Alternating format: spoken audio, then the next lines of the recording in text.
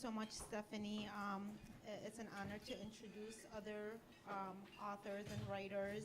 I was here last year, and it was as beautiful as it is today, and it was outdoors, so that was fun. We have different writers and authors from different backgrounds, and the first one is Shan Holland, who is also known as Kay, and she has been in the United States for 5 months. She is an intern at Confucius Institute of Wayne State University. She has an English major in China. She was an English major in China and now studies how to teach Chinese as a foreign language. After Kay reads, Kit Parks is going to be reading, and she's an artist, word witch, music maker, and youth worker forever based in Southeast Michigan. I love that. Her work explores and exists in cycles of nature, of invention, of oppression, and has been exhibited in galleries, libraries, living rooms, apartments, pop-ups, and parking lots in Michigan and Wisconsin, and at the Museum of Modern Art in New York. So very diverse locations. And we have Ryan, also Clancy, and he's a filmmaker that's based in Detroit. However, he will be moving to Minnesota in August because he does not appreciate, no, oops, that's not what he said. He thinks Michigan weather is too cold. I love cold weather, so one day he'll appreciate it. And he is going to be reading a poem. So, welcome, Kay.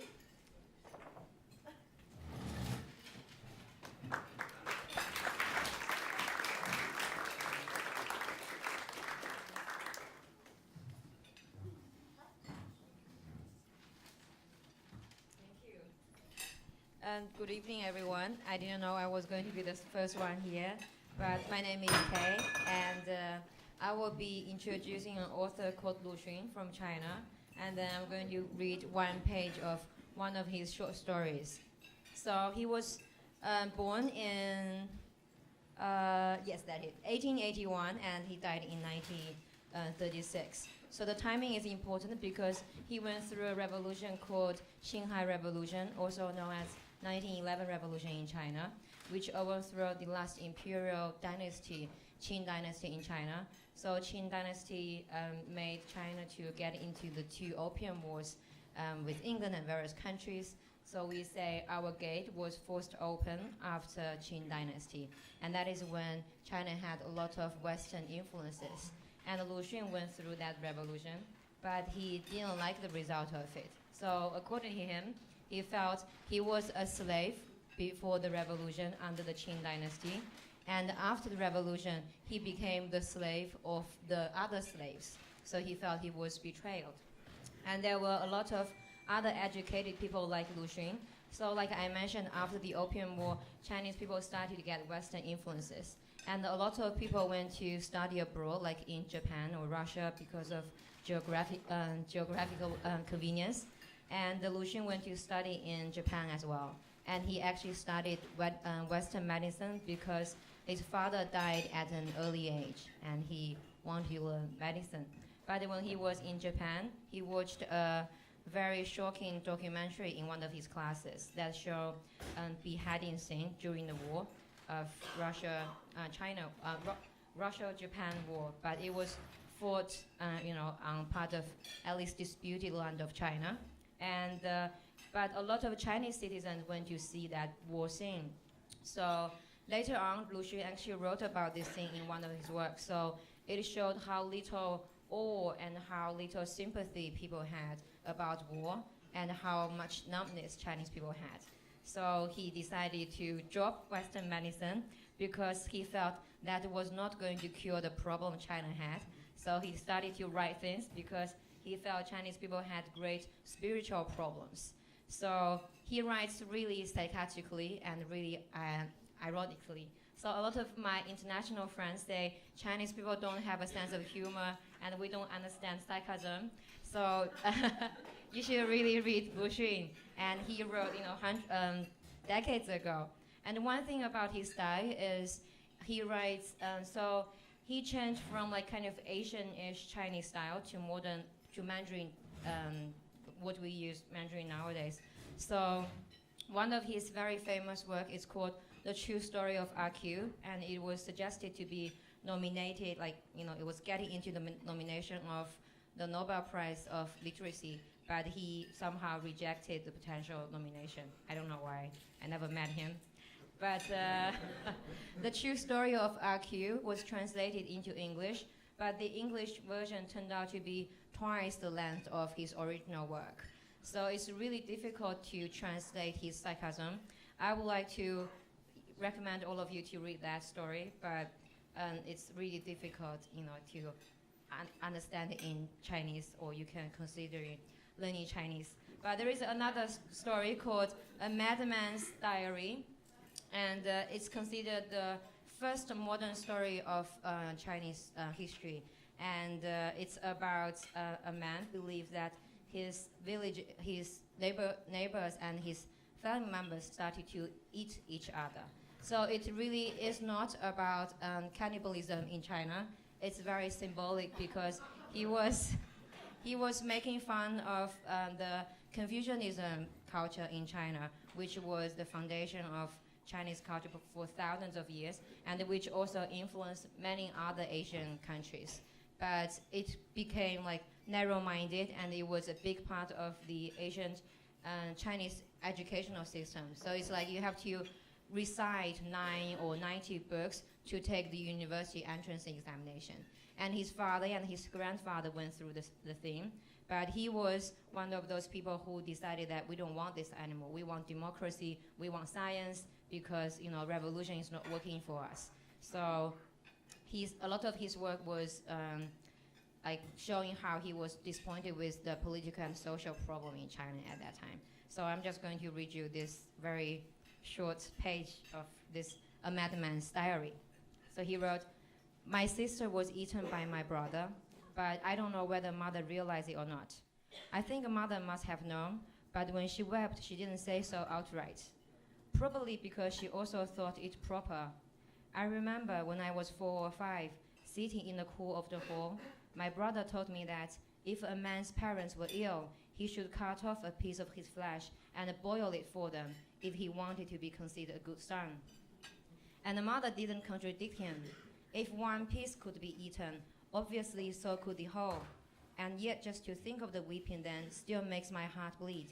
And that is the extraordinary thing about it. I can't bear to think of it. It has only just dawned on me that all these years I have been living in a place where for 4,000 years human flesh has been eaten. My brother had just taken over the charge of the house when our sister died, and he may well have used her flesh in our food, making us eat it unwittingly. I may have eaten several pieces of my sister's flesh unwittingly, and now it is my turn. How can a man like myself, after 4,000 years of man-eating history, even though I knew nothing about it at first, ever hope to face real man? Perhaps there are still children who haven't eaten man. Save the children."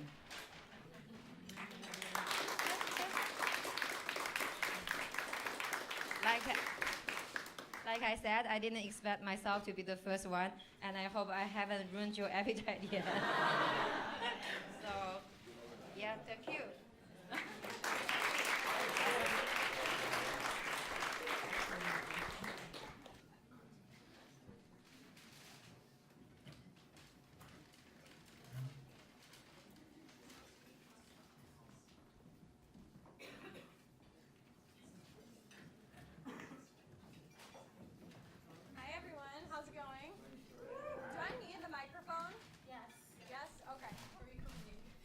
Cool. Hi, I'm Kit.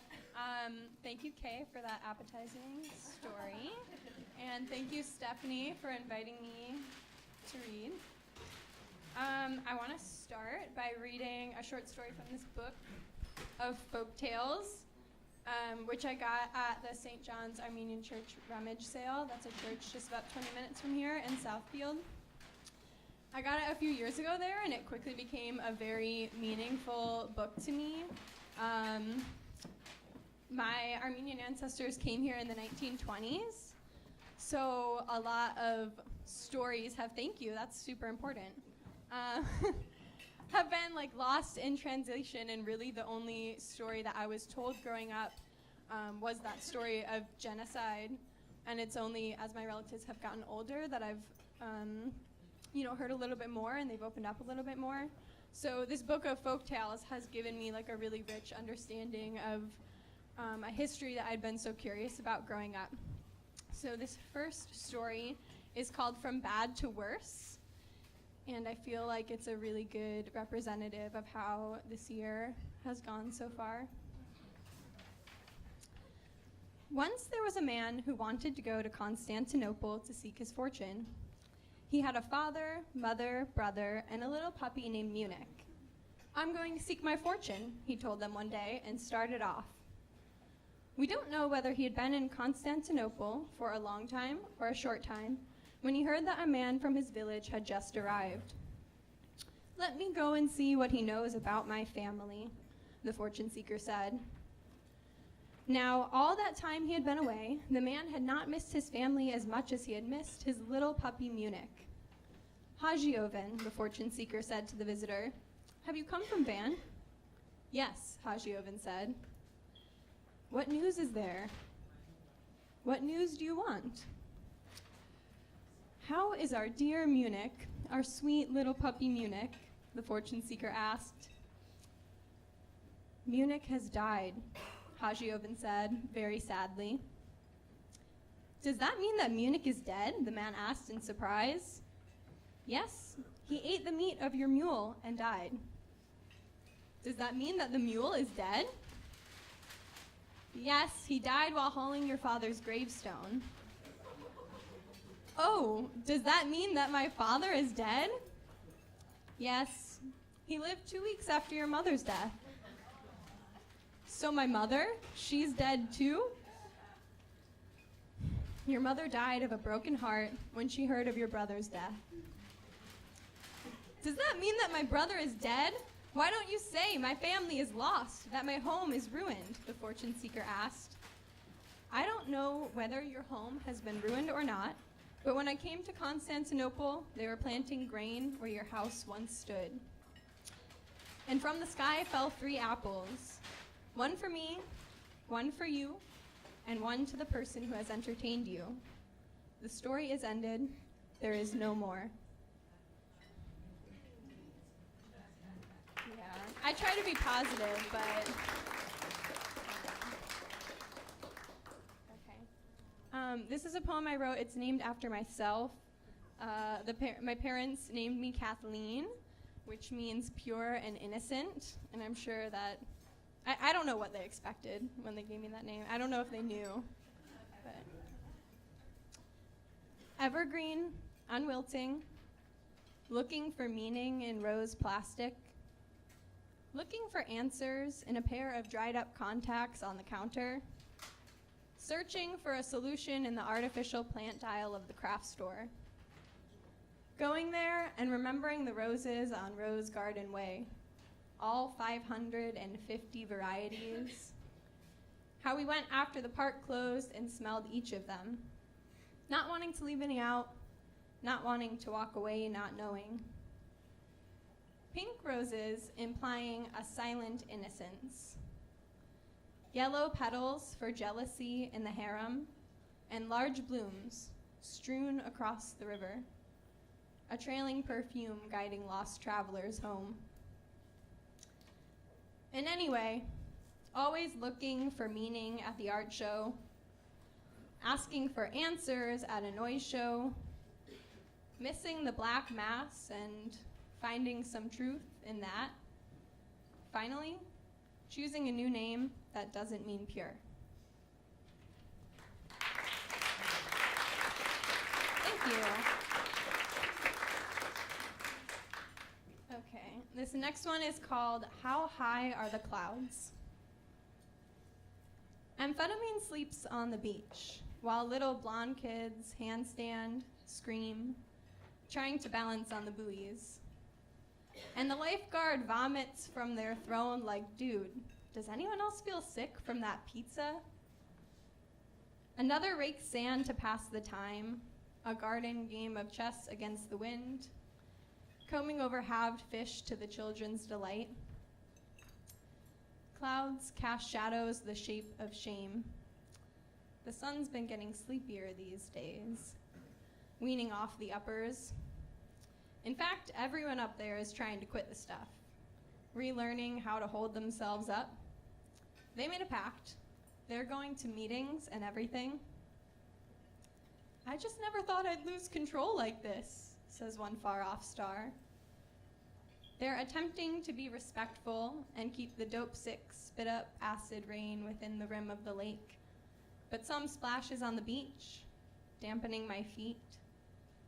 And the waves, lapping on the rocks, feel like responses to my thoughts.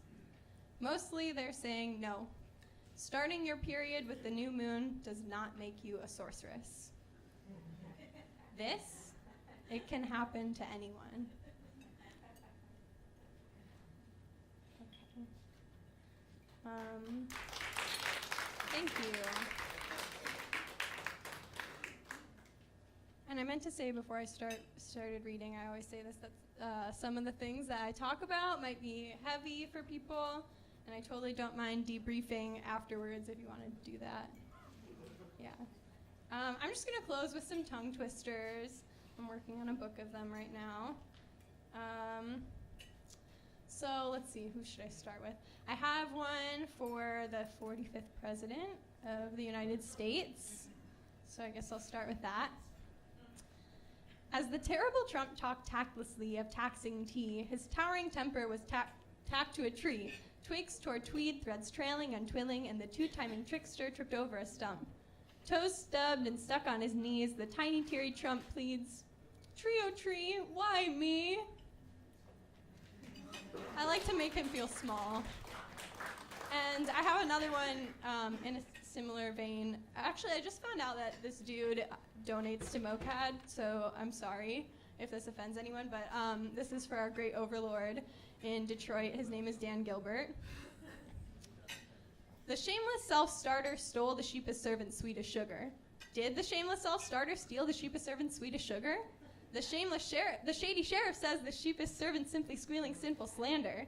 If the shameless self-starter didn't steal the sheepish servant's sweetest sugar, then where is the servant's sugar that was seized from the sheepish servant's secret safe?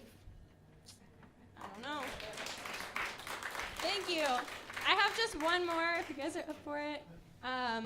It's just, I like to close with this one because it's dedicated to events like this. It's about a good dog who loves art and music. The good dog didn't dream of getting on when the governing God declared dapper doggies don't dabble in undignified doodles. Now, newly no regard for the governing God, the good dog's going down the dunes, digging deeper, drawing diptychs, dancing to doom tunes in a dark room at dawn. The good dog reckons when the Guggenheim's gone that dapper doggies do need dum-dum dazzle doodles to keep on. Thank you.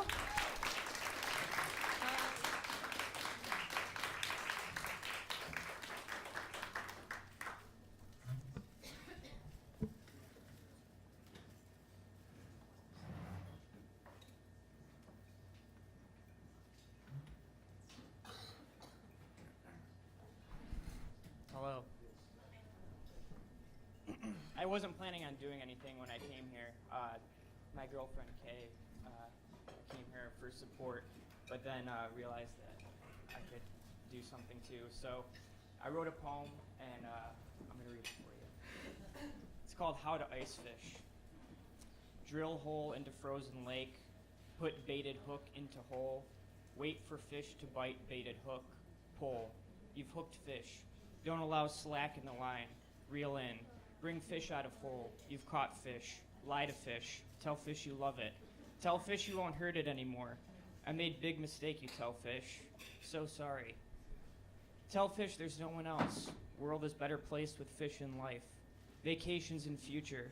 Promise. Huang Shang. Puget Sound. Coastal Maine. So much time. You've earned fish's trust. Fish opens mouth to say something. Hit fish on head with hard object. You've killed fish. Rebait hook. Put baited hook back in hole.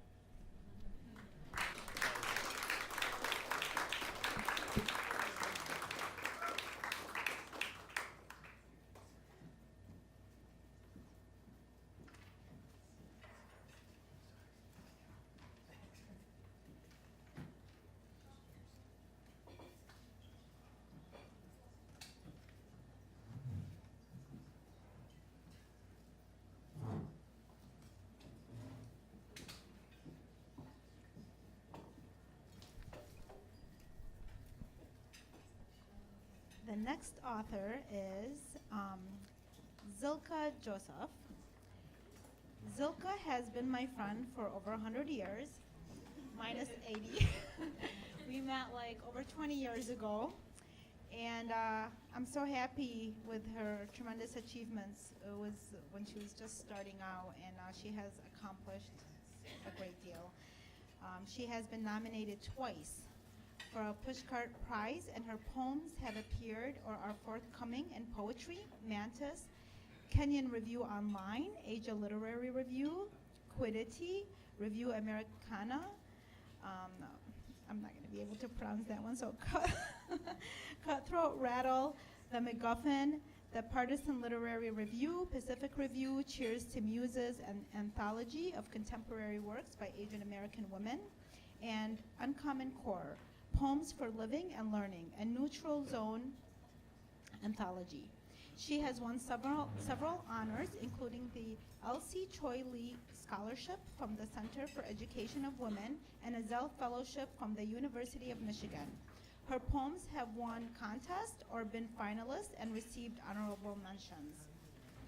Her first book, Lands I Live In, published by Mayapple Press in 2007, was nominated for a PEN America Beyond Margins Award, and her second chapbook, What Dread, which was a semifinalist in Finishing Line Press's new Women's Voices contest, was nominated for a Pushcart.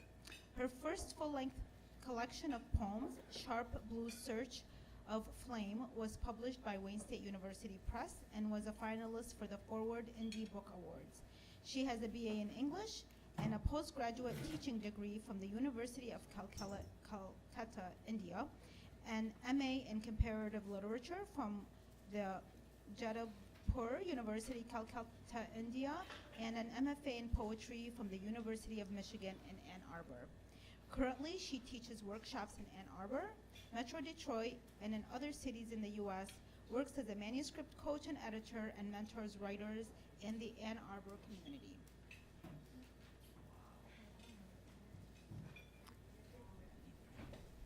The second author who's going to read is Tamar Boyadijan. Okay. I practiced it with her before, so she was born in the view of mountains, but her life has been that of a wandering troubadour. She teaches medieval literature and the literature of other people and culture, as well as creative writing at Michigan State University. She is also involved with the Armenian Studies program at the University of Michigan. From the time she was very young, she believed herself to be a Natyam. She looks like one too. Her world is habitually medieval, though she also visits other worlds from time to time. Tamar Boyadijan is her life's artist. Tamar has been composing and publishing her poetry since she was very young. Her poetic and academic work has been included in a number of literary journals and creative anthologies around the world, including the United States, Turkey, Armenia, parts of Europe, and the Middle East. Through its visual and experimental poetic form, her first book, It Is What It Is, tells the story of a troubadour grappling to find a means in language and sound to sing a canton of her childhood. In its struggles and failures to express and narrate, the book's intertextuality and hybridity explore and challenge themes related to language, subjectivity, and translation, as well as reflect upon how the thread imposed on a dying language, such as Western Armenian, can manifest itself linguistically and textually.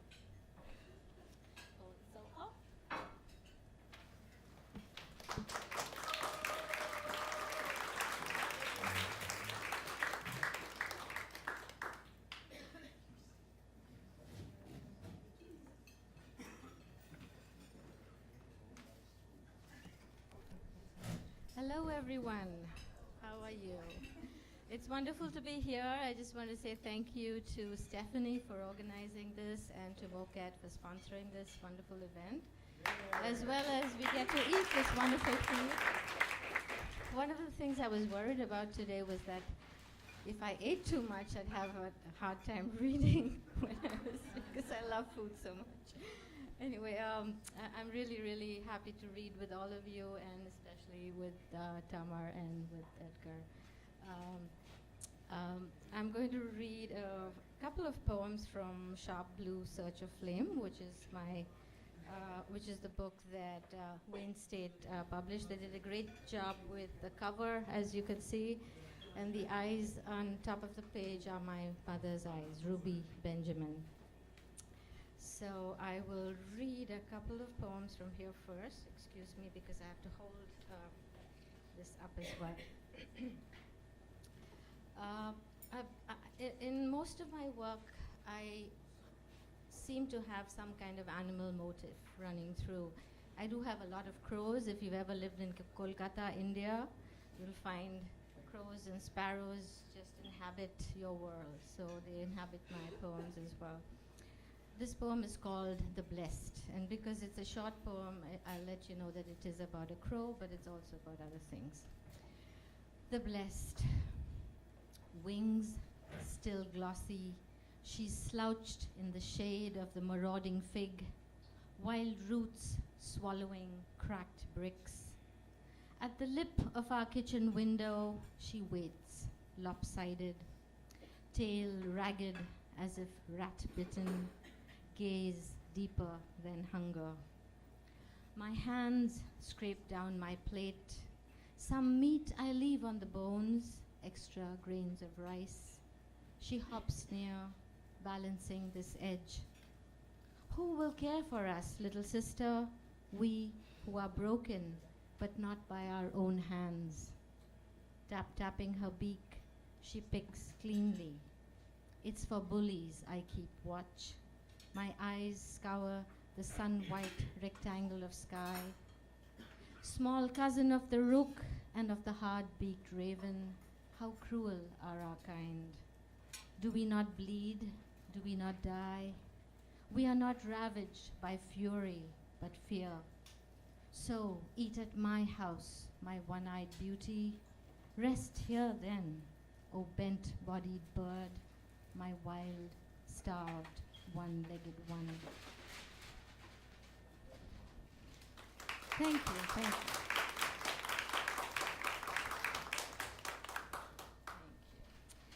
The next poem I'm going to read is called the Natyam Dancer. Many of you know that it is one of the major dance forms in India that originated in Tamil Nadu.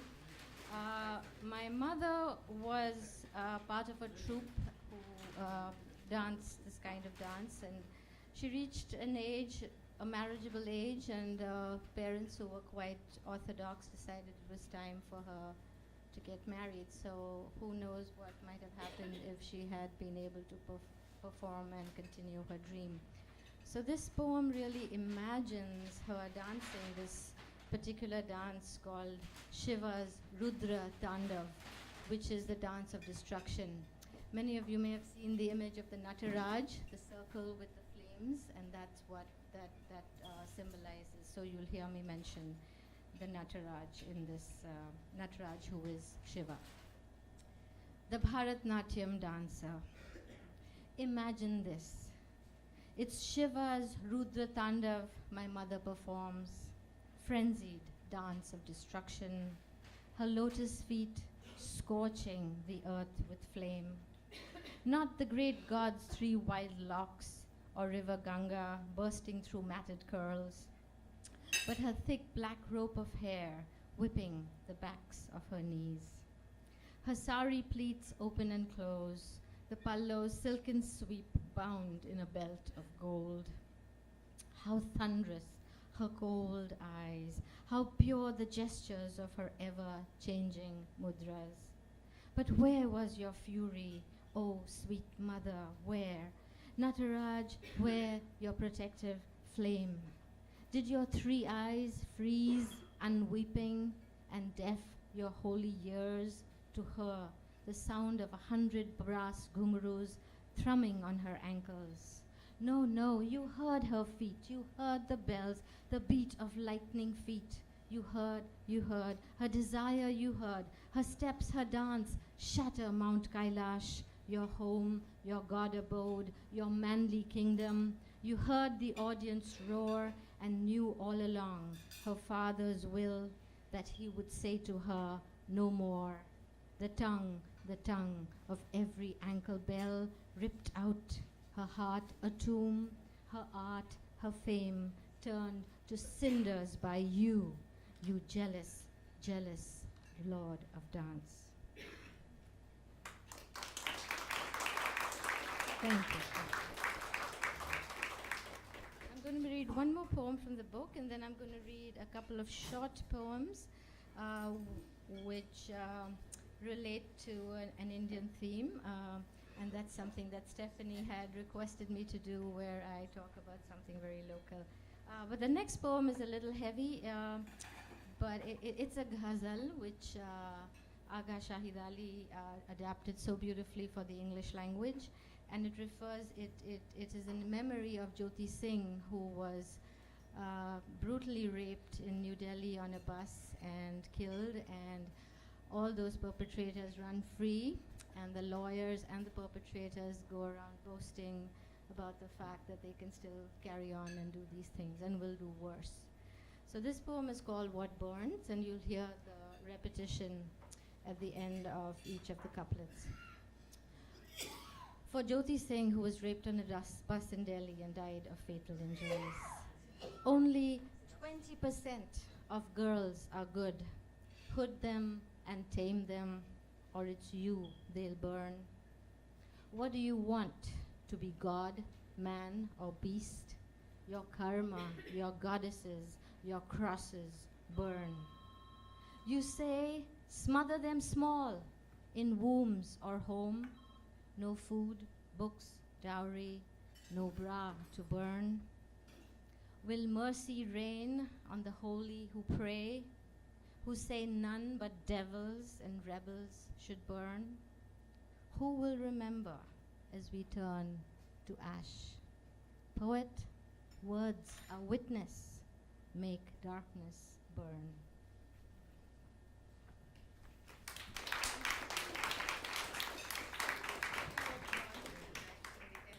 Thank you so much. Okay, I'm going to do a quick reading of the 2 poems that are part of a different collection, which has more poems about Kolkata and my upbringing in India. And I don't know if some of you know, but I have a very a background that sort of embraces a lot of cultures and religions. I'm from the Ben Israeli community from Mumbai, but grew up in Kolkata and had friends of all religions, and so I've embraced a lot of that culture, and you see that in some of my poems as well. Anyway, this poem is called Hanya Pata. Does anybody know what that might mean? Hanya Pata is coriander or the cilantro leaf, and commonly that's what we call it at home. Hanya Pata. Tiny fringes, 3-palmed leaves. The women pulled them from fields, brought them to market in bamboo baskets, sold them in clumps, complete with mud and rain. Thread-like earthworms wound around the roots. Their larger, pretty cousins here are shadows I flavor my food with, like watered sherry in a stew. The voice of diluted vintage is a mildness I must appreciate. A missed beat I listen for, a soft note's meek echo, as if it might have been wild once, child of woodland with the sun leached out of its blood, a herb afraid of itself. And garnish you may often be, made into chutney, marinade, masala, stamped foreign, just a picture in someone's cookbook. But in my kitchen, your fingers touch every dish. My tongue wills you to taste like yourself, rough chopped, tickling my palate. Your green breath rises fresh, essential as a blessing. Thank you. You can hold your applause. Thank you. My poems will appreciate that, since you're clapping for each one. The next poem is a particular favorite of mine and has been included in several food anthologies, I'm happy to say. And it's about a particular kind of street food called puchkas. I don't know if you've eaten chaats in some of the Indian restaurants. This is a crispy little puri. It's a little fried thing, and they put potatoes and all kinds of wonderful spices and dip it in this tamarind water. And you're supposed to gobble it while like that. So that's what I'm trying to recreate. And I've also used a few sentences in Bengali here. Eating puchkas. Like a hypnotized fly, I surrender to the spicy, sour reek of chilies, black salt, cumin, and tamarind coming from the puchka man's stand. He wipes sweat from his face with a coarse, red-checked gamcha. Light brown eyes, smiling. Kemon acho, Didi? He asks. He knows my taste and will drop only a few slivers of green chili, but plenty of cilantro into the crushed cumin potatoes. Tucking the edge of my cotton kurta out of the way, I wind my long dupatta around my neck, hunch over and wait. One by one, he fills a hollow, crisp fried flour shell with this mix, immerses it in tamarind water, drops it quickly into the dried shal leaf cup in my hands. Eyes closed, my mouth opens to the whole globe of the puchka. It crunches against my palate, breaks. I am a slow chewer. He is a patient man. My cheeks fill, eyes tear up, skin glows. My feet pull back and sideways quickly, a quick dance to save me from the dripping leaf. Again, he swirls the pungent water in the round belly of the terracotta pot with his coconut shell ladle, fills the next puchka, dunks it in the liquid, drops it in the leaf. My hands are poised, teeth bite down, the spice hits the right notes. I wait, mouth open for the next one. Thank you. I'm salivating just thinking about it already. So it's like, how do the words come out of my mouth? How am I doing for time? Okay, good. I can read two short poems.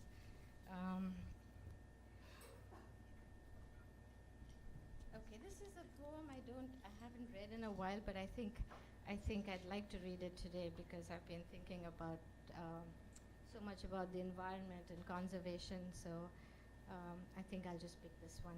It's called Death of a Frog, and it was inspired by an article I read about a particular.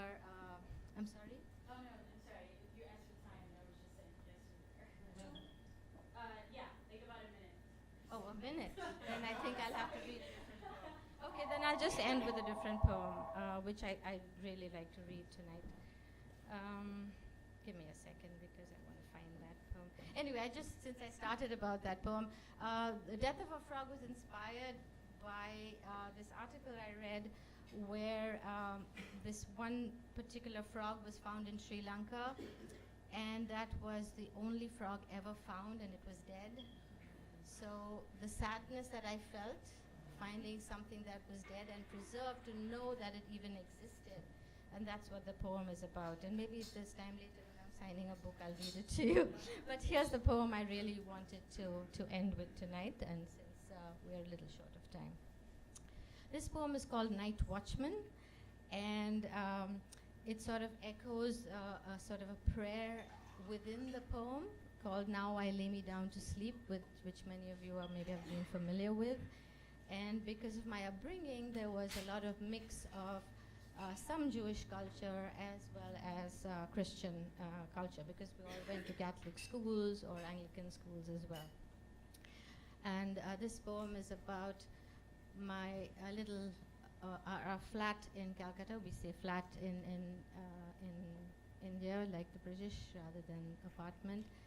And that was the time when there was a great we were taken over by a lot of addiction in the neighborhood, and people were just swarming around us all the time. I'm sorry if you can't hear me. Night Watchman.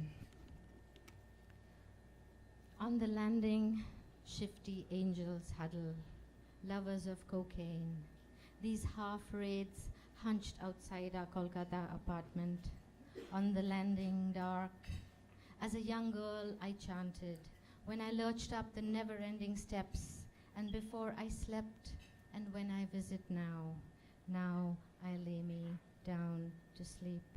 They never raise their heads or look us in the eye. Near the walls in smoky air, they melt when I ring the bell. I hold my breath till mom or dad, slowed by age, will open the door. To sleep, to sleep. How I prayed then with folded hands, the prayer my grandma learned in school. Breathe in, breathe out. The men shield a flaring match, hold their breath. Now I lay me down to sleep. When the stairs are bright with evening sun, thick vapor fogs the panes. Breathe in, breathe out. Stifling heat, their candles cast pale waves. I pray thee, Lord. This slender teak door is a veil pulled over our small lives, our lies, are trembling in the shadow of our doorposts, are trembling like the fingers of these men. Starless night, thy love, the match flickers and dies. I pray thee, Lord, thy child to keep the light, the hallway light we turn off at night, the light replaced 100 times. Oh, keep, dear Lord, our mezuzah stolen, the lamp ripped out every night, the broken bulb swinging on its bare red wire. We bar the door and prepare to sleep, but the men with slanted faces never go, never go. Thy love go with, thy love go with. These men who have blackened the walls with sooty fingers, thy love, made murals of spit and handprints. These shadows of men hold handfuls of blue flames. Thy love go with me all the night. Foil crackle and white dust, whispers echo in the throats of the stairs. Wake me, Lord, wake me. Some men fall at sunrise as if dead, some half waking stir. Thy love, some do not wake, do not wake. Wake me, Lord, with the morning light, and the eyes who watch our helpless door. Never sleep, never sleep, never sleep. Thank you.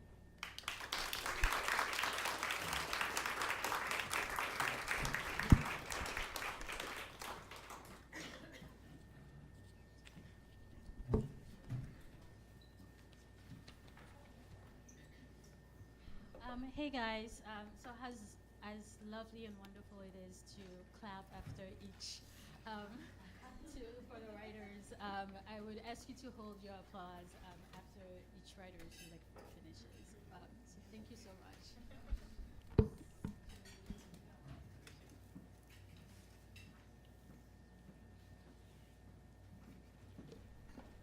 Thank you, Stephanie, and MOCAD for this event, and all of you for being here. I'm really honored to be here and reading with all the other writers. I'm going to be reading from a little bit from my previous book, Inch for Ane, It Is What It Is, and Stephanie asked me to read a little bit in Armenian. The book is primarily in Armenian, but also includes 7 other languages, but I'll be translating simultaneously as I read, some of it in English. It's really about this traveling troubadouress, which is a singing musician in the medieval world, like a minstrel, who's looking for a home and can't find one. Armenian, or Western Armenian, the language I primarily compose in, is on the UNESCO list of endangered languages.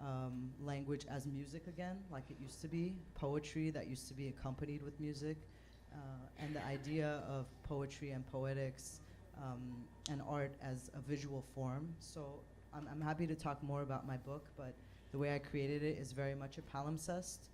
The pages bleed within each other, and I'm very, very conscious of the aesthetic quality of letters and words as part of art and as part of a visual form of art, like the way that, you know, originally when writing was invented, it was considered a form of art, and how we've kind of moved away from the artistic and aesthetic qualities of language.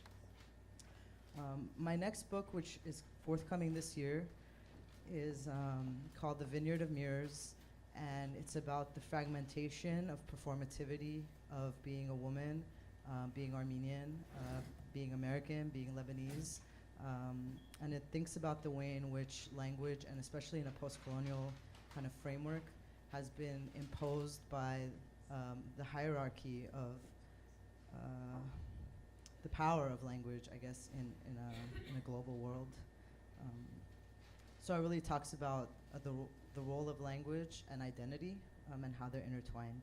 So I'll just read a little bit from that book. At the time of dusk, which light the morning shadow disperses through the unaccompanied window and the restless breeze, a slave to the beat of the daybreak. Returning to her childhood bed, to the vineyard of mirrors, oh, you mirror, she sings with the mute music, just like a light who is deprived of her rays. Silence, silent, be silent, be silent, be silent, silence, silence, be silent, listen, listen, listen, being one who emerges, wherein silent is silence, serious, weepy, lover of silence, moonlit. I mirror, immediate newborn image. You, when I speak, I become blind. I am neither dead nor living. I am the mirror, man's mirror, one visage of death, a voiceless lament in the mirror's interstice. But it is safer with you, you who do not love me, epidermis, leprous, the membrane you mask with a superficial pen. Seeking the soul of silence, you find a frightening light. I search for the one who lives and is born in the mirror, but I am here.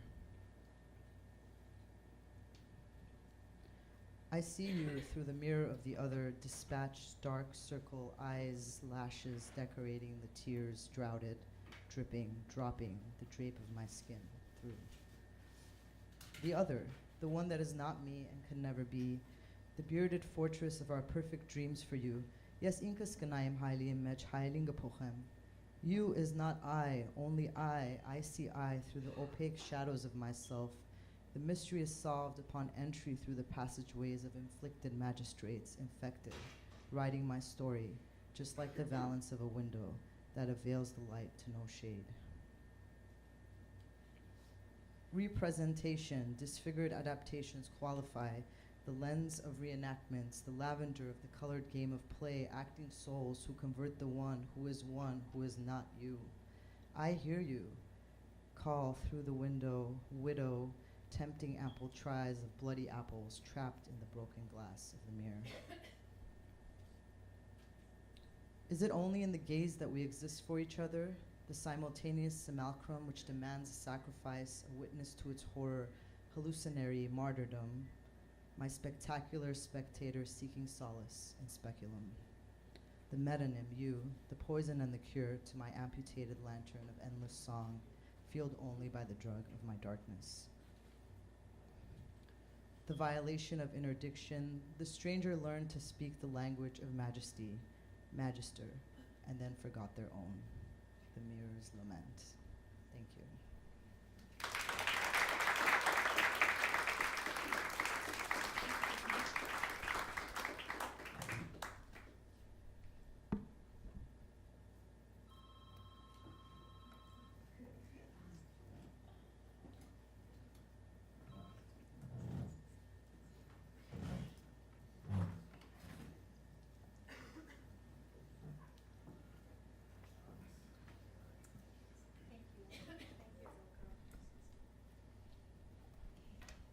So now we have arrived to Act 3 of our gathering, and I will introduce our final author. We are so honored to have you here with us today. And then he is going to be introduced again by a local writer and one of his fans, Elijah Sparkman. And who is that in here? I tracked everybody down today. Hi. Okay. Yes. No, I'm gonna go ahead and introduce. Yeah, and then okay. I just was trying to figure out where you were.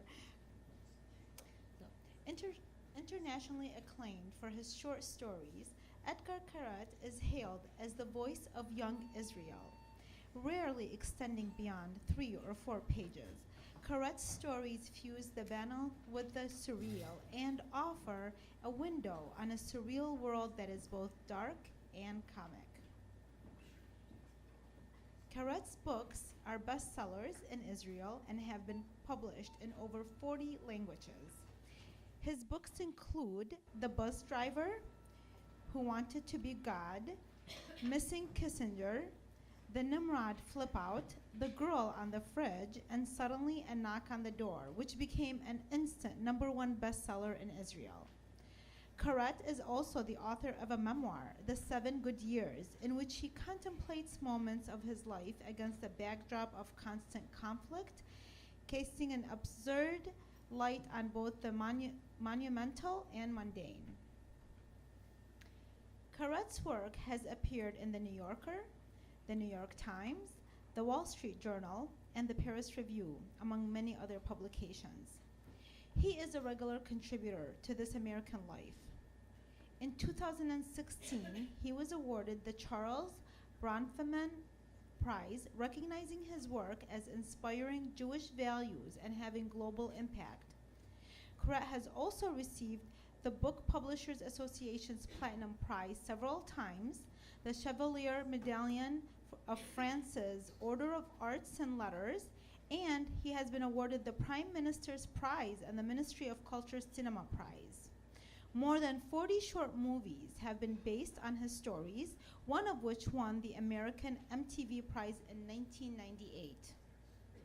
Karet's stories have inspired Polish architect Jacob Szczęsny. Okay. He said it right. To build the narrowest house in the world, 38 inches wide in Warsaw. I have to look that up. Okay. As a filmmaker, Karet is the writer of several featured screenplays, including Skin Deep, which won first prize at several international film festivals and was awarded the Israeli Oscar. Wrist Cutters, featuring Tom Waits, was based on Karet's story, Neller's Happy Campers. Jellyfish, his first movie as a director, along with his wife, Shira Geffen, won the coveted Camera d'Or Prize for Best First Feature at the Cannes Film Festival in 2007. The animated feature film, 999, based on several of Karet's stories, marries the tradition of Jewish self-flagellating humor with uncanny absurdity. Karet currently teaches at Ben Gurion University. And would you like to add that? You can introduce him a little bit more. I said a couple of things. A lot of the facts. You're going to do the heartfelt introduction.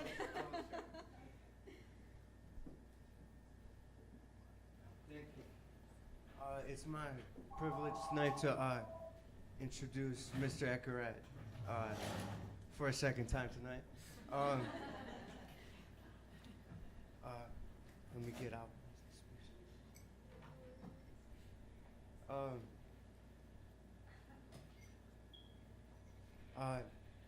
Very thankful to be here and to get to hear everyone read tonight and to get to enjoy that delicious kebab house spread. Etgar is a writer who was a big inspiration for me. I hope I don't speak out of turn when I say I think of him as kind of a short prose fiction master. Which is funny, because I can remember the first time that a friend had recommended The Bus Driver Who Wanted to Be God to me. Or, on a porch at a party in college, and how I went home. I walked home thinking it was going to be this big novel, and it was going to have all these secrets in it to the universe, the million trillion truths. But then when I finally got my copy and I saw short stories, I was a little thrown off, but then I thought it would be like The Metamorphosis or something, where there's a long short story, then other accompanying short stories. And then I opened the book and it's 5 pages long.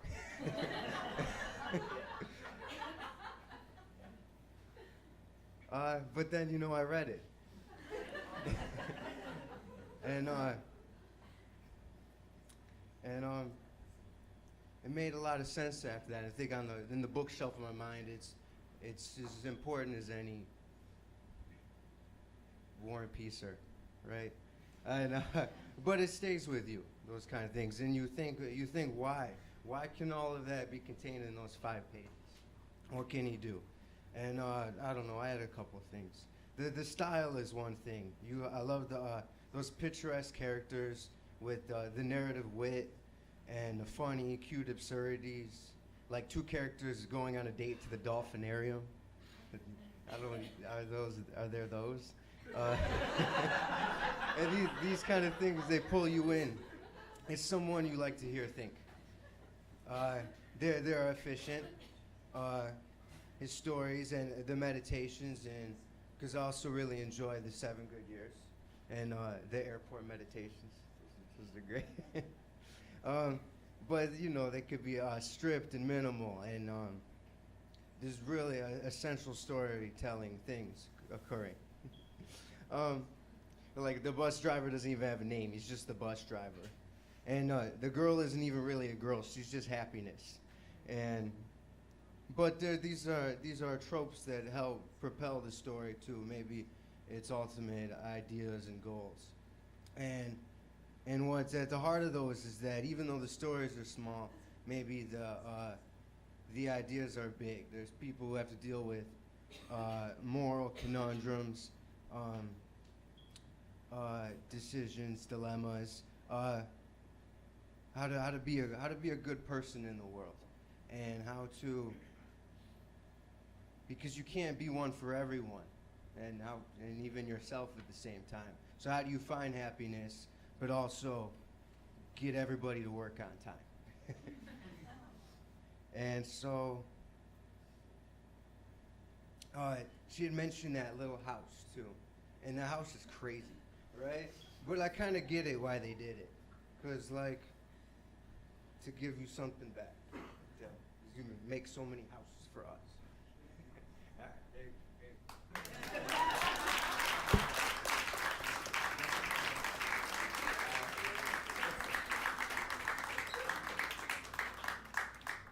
Thanks.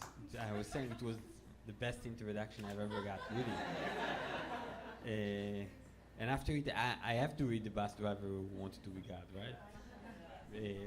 So you know what it's all about. I just want to say there is such a strange thing about the cultural connotation, because I wrote this story a long time ago, and whenever I stopped reading it in public readings in Israel, because 2 years after I wrote it, the biggest and deadliest suicide bombing in Tel Aviv took place in the Dolphinarium. And what would happen was that whenever I say they went to a date in the Dolphinarium, all the audience would go, and I said, okay, I don't want to read this anymore. But in Detroit, maybe it can work. So I think the story kind of behind this story is that every weekend I buy vegetables and fruit in the Tel Aviv market, and when I was on my way back one Friday, like it's the weekends there from the market, I saw this elderly woman with bags full of groceries running after a bus. And the bus had already left the bus stop, but there was a red light, like 15 meters ahead.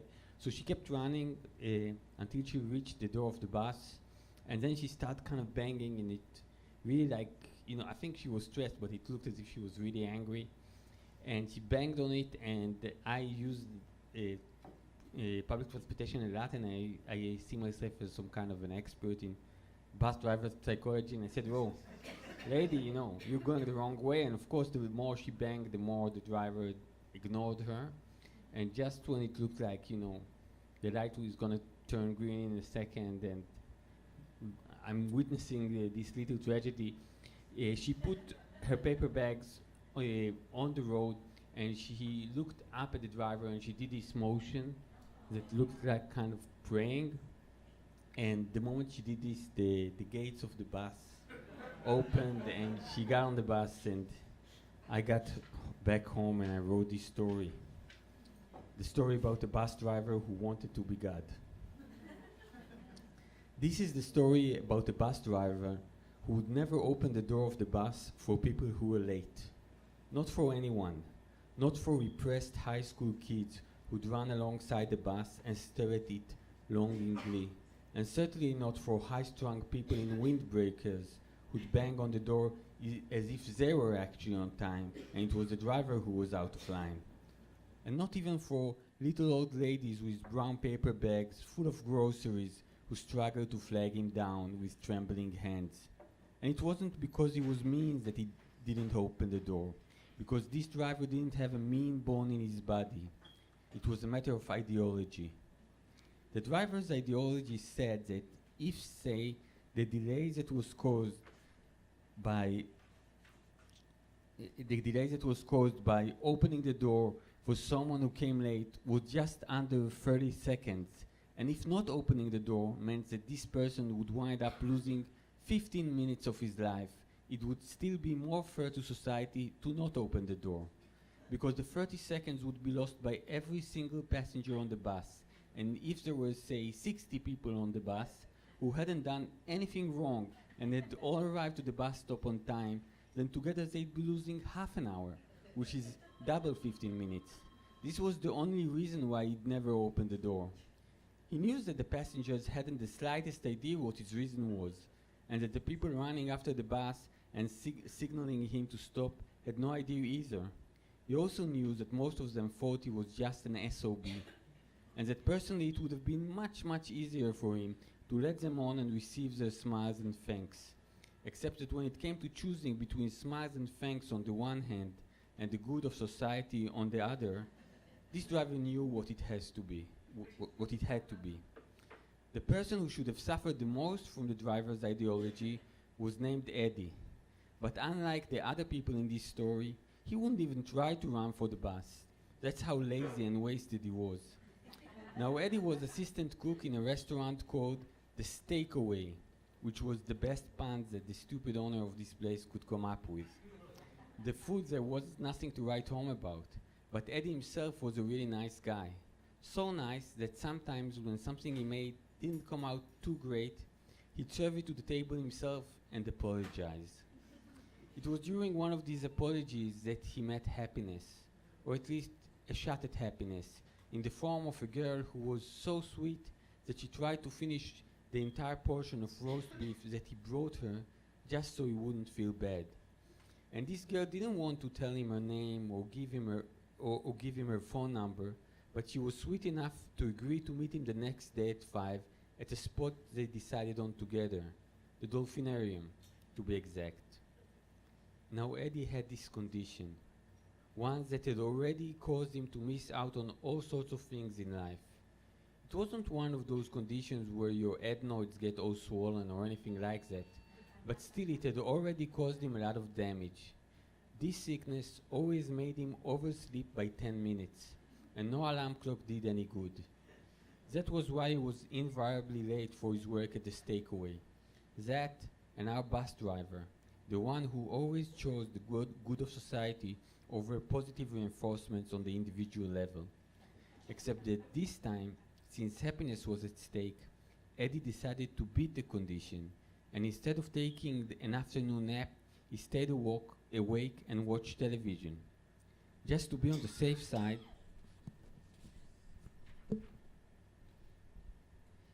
just to be on the safe side, he even lined up not one, but 3 alarm clocks and ordered a wake-up call to boot. But this sickness was incurable, and Eddie fell asleep like a baby watching the kiddie channel. He woke up in sweat to the screeching of a trillion million alarm clocks 10 minutes too late, rushed out of the house without stopping to change, and ran toward the bus stop. He barely remembered how to run anymore, and his feet fumbled a bit every time they left the sidewalk.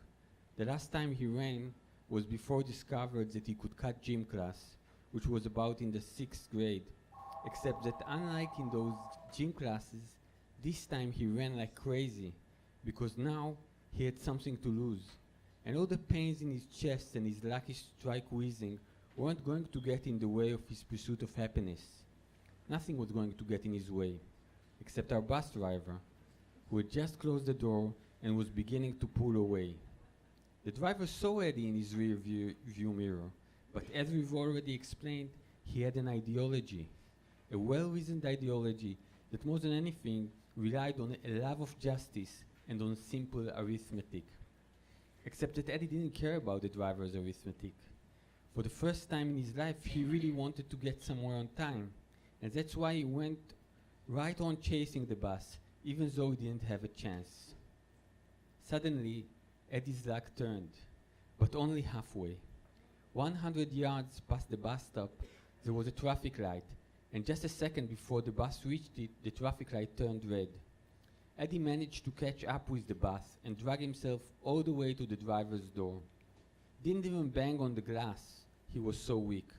He just looked at the driver with moist eyes and fell to his knees, panting and wheezing. And this reminded the driver of something from out of the past, from the time even before he wanted to become a bus driver, when he still wanted to become God. It was kind of a sad memory because the driver didn't become God in the end, but it was a happy one too, because he became a bus driver, which was his second choice. And suddenly the driver remembered how he'd once promised himself that if he became God in the end, he'd be merciful and kind and would listen to all his creatures. So when he saw Eddie from way up in the driver's seat, kneeling on the asphalt, he simply couldn't go through with it. And in spite of all his ideology and his simple arithmetic, he opened the door, and Eddie got on and didn't even say thank you. He was so out of breath. The best thing would be to stop reading here, because even though Eddie did get to the Dolphinarium on time, happiness couldn't come, because happiness already had a boyfriend. It's just that she was so sweet that she couldn't bring herself to tell Eddie. No, it's not the end. So she preferred to stand him up. Eddie waited for her on the bench they'd agreed on for almost 2 hours. While he sat there, he kept thinking all sorts of depressing thoughts about life. And while he was at it, watched the sunset, which was a pretty good one, and thought about how Charlie horsed he was going to be later on.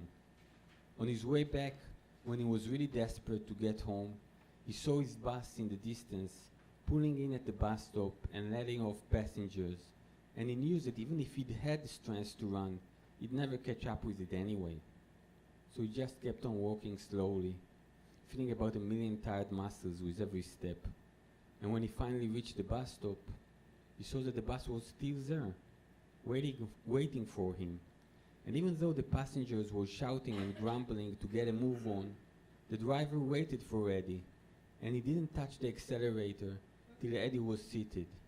And when they started moving, he looked in the rearview mirror and gave Eddie a sad wink, which somehow made the whole thing almost bearable.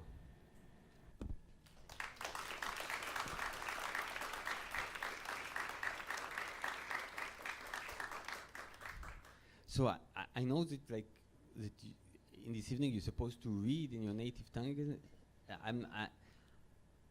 I may skip that if it's okay, just because I don't know. I always feel weird speaking without people understanding me. But instead of because I come from a different country and culture, I'll talk a little bit about where I come from.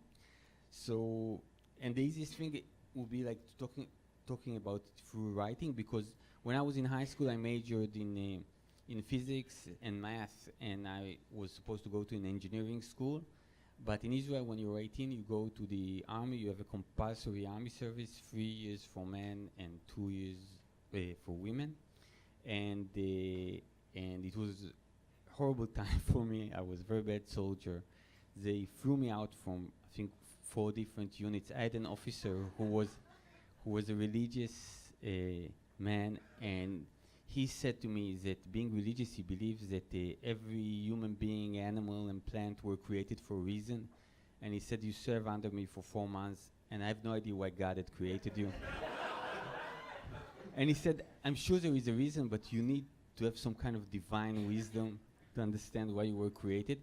But in the end, the IDF, the Israel Defense Force, found some divine wisdom, and they discovered that I was good with computers.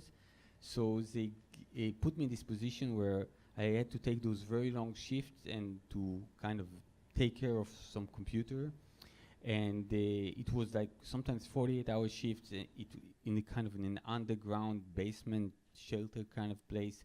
No windows. It was pre-internet, pre-cellular phone. So basically you would just sit on a chair for 48 hours until the other guy would come. And when you do that, like, you know, you go through all those kind of phases that you see in jail movies. You start doing one-hand push-ups and talking to yourself. And after kind of when you talk to yourself long enough, writing stuff seems to make just as much sense. And basically in one of those shifts, I kind of sat next to a computer and I wrote a text. It was like the first, I don't know, fiction or invented text I've ever written in my life. I was almost 19. And when I printed it out, it was like 1 page long. And I really wanted somebody to read it. I had to wait kind of for 20 hours for my first potential reader. Was another soldier, actually a cool one. When he came, I said, hey, I wrote this story, you know, it's really, really short, like, would you want to read it? And the guy said, fuck off, you know? So I kind of went out, you know, to the street with my printed page, looking for my first reader. We would always change shift at 6 a.m., which is a very bad hour to find readers. So I was looking for my chances, you know, the people in the streets, they were either joggers, you know, that I could never kind of catch up with, you know, and convince them to read my stories, or people who looked so sad and angry to be awake at this time that, like, I didn't have a chance. So I took a bus and to my older brother's apartment building, and when I got there, I buzzed his intercom, and he answered me in a sleepy voice, and I said to him, hey, listen, you know, buzz me in. I wrote something, I really want you to read it. And he said, it's not a good idea. You woke up my girlfriend, and she's really angry. How about I come down with the dog and I read the story while I walk the dog? And I said, sure. And he came up. He had this small dog who was very happy to be taken for a walk so early in the morning. So the moment he came down, I said to him, I wrote this story. You know, I don't know if it's a story or not a story. Can you read it? And while I was talking, like, the dog started kind of digging and positioning himself, like, you know, wanting to relieve his doggy urges. But my brother just kind of grabbed the page from my hand and started reading and walking, and the dog tried to kind of pull him, but it's a kind of big brother, small dog. It wasn't a fair fight. And then I see the kind of the dog moving and falling on its side, you know, as my brother go reading the story and dragging the dog on the pavement. And this was maybe one of the greatest dilemma moments in my life. You know, I'm a huge animal lover. It's like, you know, it's like now I'm away from my home. I don't know who I miss more, my wife, my child, or my rabbit, you know. And I've been vegetarian since the age of 5, you know. And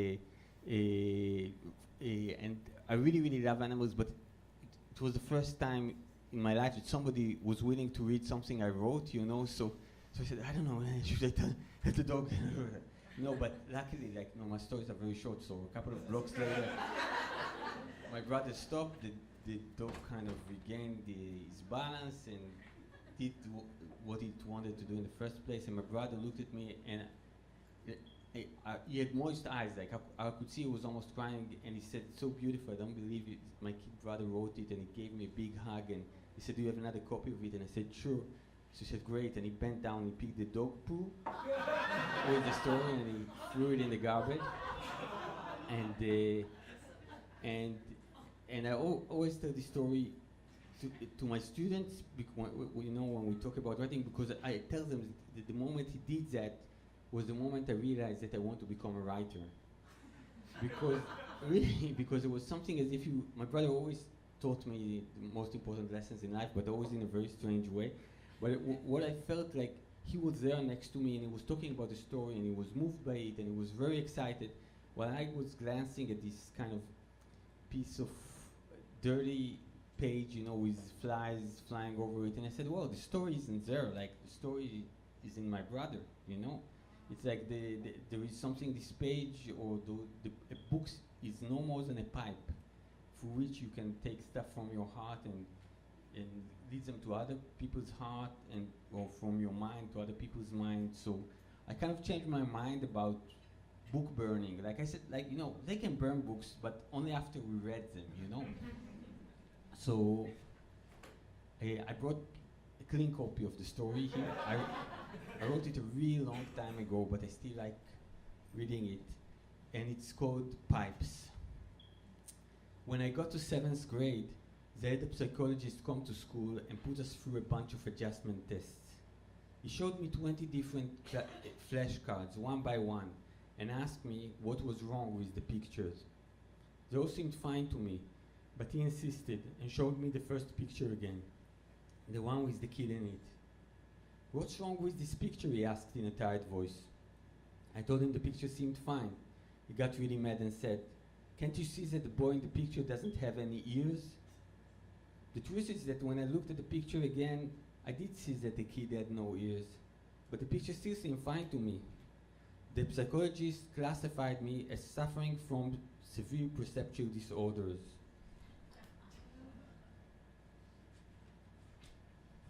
I'm so bad at turning pages, I'm sorry. And had me transferred to a carpentry school. When I got there, it turned out I was allergic to sawdust, so they transferred me to a metalworking class. I was pretty good at it, but I didn't really enjoy it. To tell the truth, I didn't really enjoy anything in particular. When I finished school, I started working in a factory that made pipes. My boss was an engineer with a diploma from a top technical college, a brilliant guy. If you showed him a picture of a kid without ears or something like that, he'd figure it out in no time.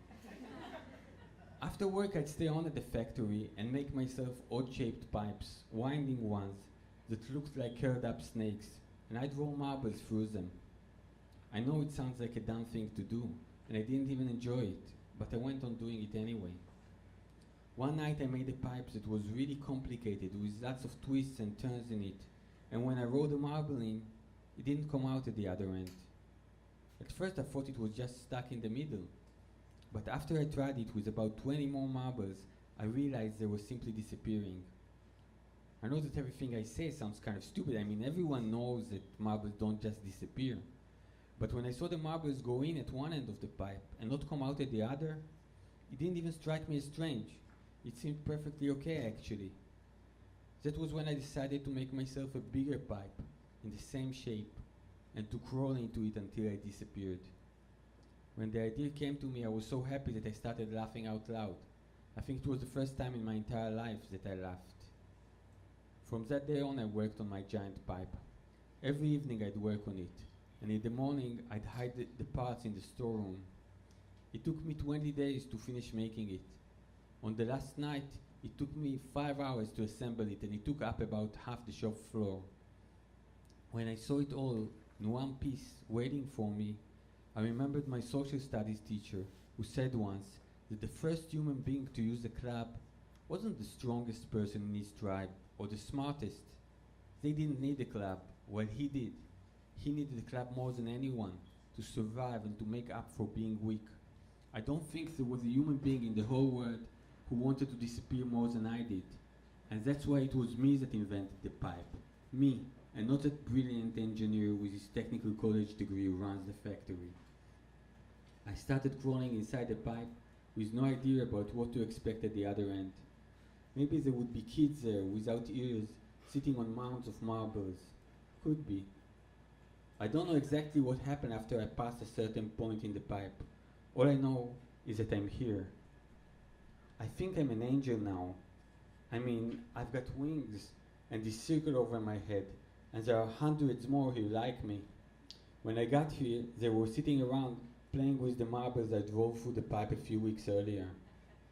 I always used to think that heaven is a place for people who've spent their whole lives being good, but it isn't. God is too merciful and kind to make a decision like that. Heaven is simply a place for people who are genuinely unable to be happy on earth. They told me here that people who kill themselves return to live their life all over again, because the fact they didn't like it the first time doesn't mean they won't fit in the second time. But the ones who really don't fit in the world wind up here. They each have their own way of getting to heaven. There are pilots who got here by performing a loop at one precise point in the Bermuda Triangle.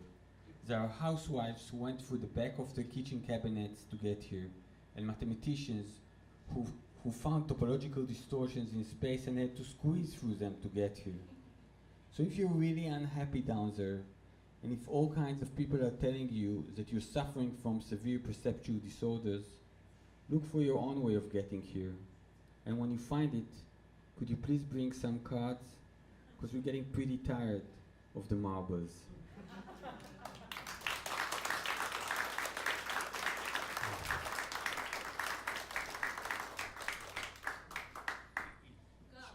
Go. Okay. So what do you want me to read something from the memoir or fiction? Memoir. Okay. So the memoir I wrote, like, the truth is that it's not really a memoir. It's like my publisher said, we're gonna call it a memoir because it's gonna sell more copies this way. And I said, hey, you're American, you know how to do those things. Call it whatever you want. But it's basically, it's called the 7 good years, and it's a biblical term, but the 7 good years are basically, the thing is that I'm a son of Holocaust survivors. I come from a very kind of wild family. The eldest, my brother, the poo-picking brother, started the legalized marijuana movement in Israel, and is a radical anti-Zionist anarchist. My sister, who's in the Middle East, is an ultra-Orthodox Jew, and at the age of 55, she has 11 children and 26 grandchildren. And she lived for a long time in the occupied territories. And when me and my brother would go to visit her, my brother would say that it's the only time that he goes beyond the 67 borderline and doesn't return handcuffed in a police car. And so we're very kind of a crazy family. And one thing that I always felt as a child, that that my parents during the war, the biggest fantasies they had as children was that they'll survive and grow up and will be healthy enough and sane enough to convince somebody to live with them, and then they'll have a child. And for them, like, going through the war, my mother lost her entire family. My father lost his sister, and his father was murdered just after the war. So to survive, not to become crazy, to find somebody who be with her, and to have a child wasn't that trivial. It's like with my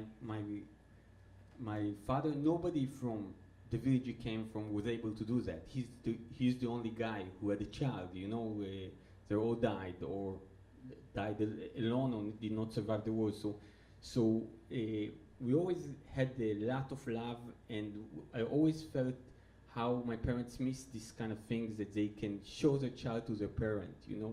I think that there is something that when you have a parent, it's like if life is a war, then there's somebody in the first line of fire there in the ditches, and when you look at your son, you see there's somebody behind you, and like I was 3 years in the army. I tell you, the best thing is when you get into trouble to be in the middle, to have somebody in front of you and somebody in the back.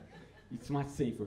So when my son was born, I felt very lucky that I could show it to my parents, and gave them great joy. And my father died when my son was 7 years old from cancer. So I wrote this book about the 7 years in which I got to be a son to my father and a father to my son. And so I read the first part of my memoir, basically about how my son got born. It's called Suddenly the Same Thing. I just hate terrorist attack, the thin nurse says to the older one. Want some gum? The older nurse takes a piece and nods. What can you do, she says. I also hate emergencies. It's not the emergencies, the thin one insists. I have no problem with accidents and things. It's the terrorist attacks. I'm telling you, they're putting a damper on everything. Sitting on the bench outside the maternity ward, I think to myself, she's got a point. I got here just an hour ago, all excited with my wife and a neat freak taxi driver who, when my wife's water broke, was afraid it would ruin his upholstery. And now I'm sitting in a hallway, feeling gloom, waiting for the staff to come back from the ER. Everyone but the two nurses has gone to help treat the people injured in the attack. My wife's contractions have slowed down too. Probably even the baby feels this whole getting born thing isn't that urgent anymore. Oops.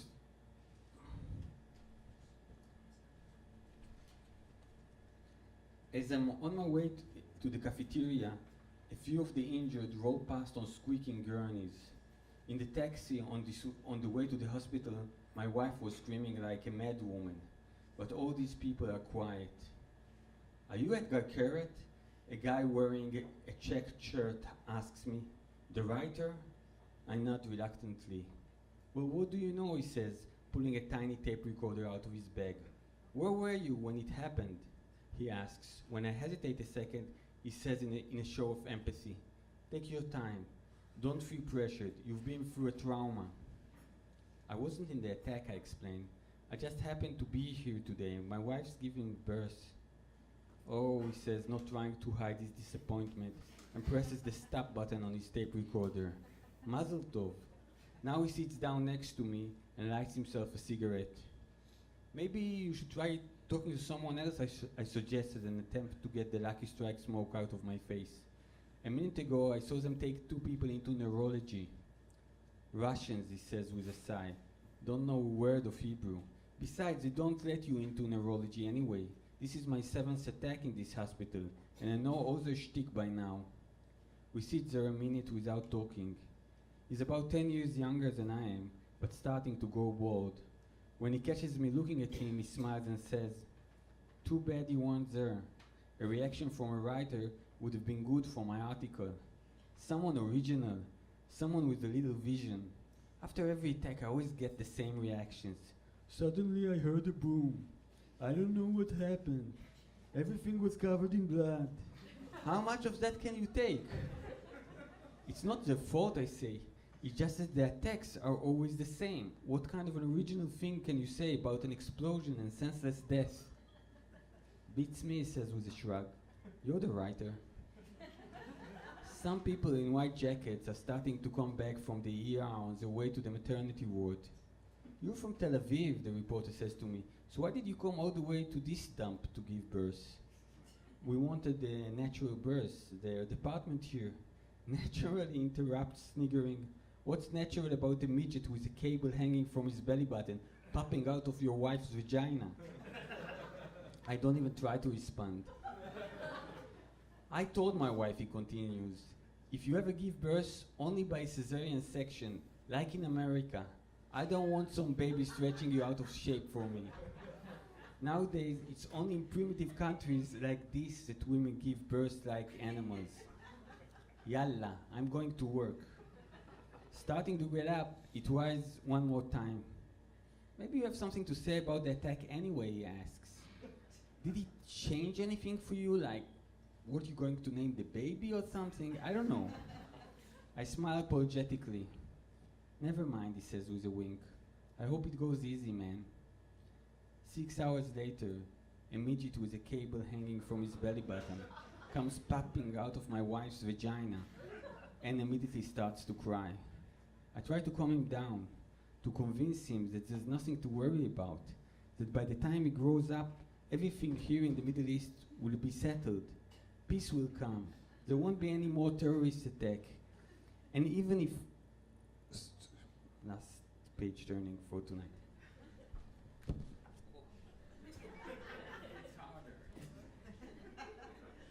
And even if once in a blue moon there is one, there will always be someone original, someone with a little vision around to describe it perfectly. He quiets down and then considered his next move. He's supposed to be naive, seeing as how he's a newborn, but even he doesn't buy it. And after a second's hesitation and a small hiccup, he goes back to crying. Thank you.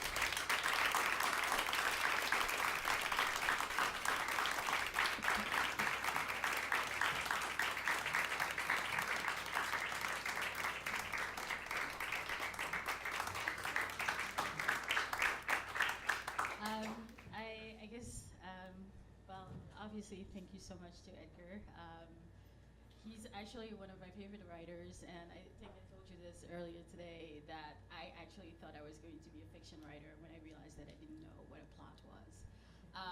So basically, I'm a poet now, but in any event, I want to say thank you to you all for coming tonight to help celebrate local writers who are bilingual and definitely need your support. And certainly Edgar, who is obviously wonderful in every way. So thank you. If you guys can give everyone a round of applause. We would